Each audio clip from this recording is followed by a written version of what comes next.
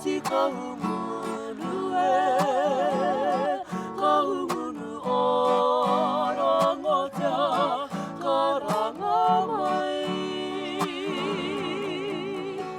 kia ora ngā uri o pai ke a ariki Pouheni tara whakatu nanai a pororangi Ko uero a toke wahine ko iwi pupue Ka mai a tamate a ureha e a kapo wairua Pokai whenua Pokai moana Te tumu here ngā waka o kahungunu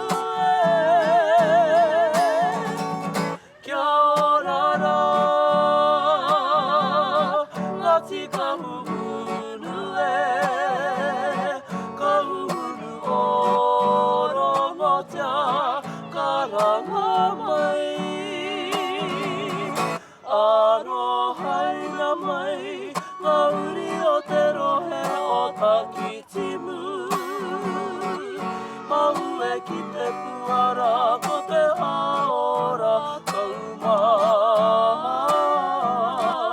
Mahue ki te puara ko te haora kaumaha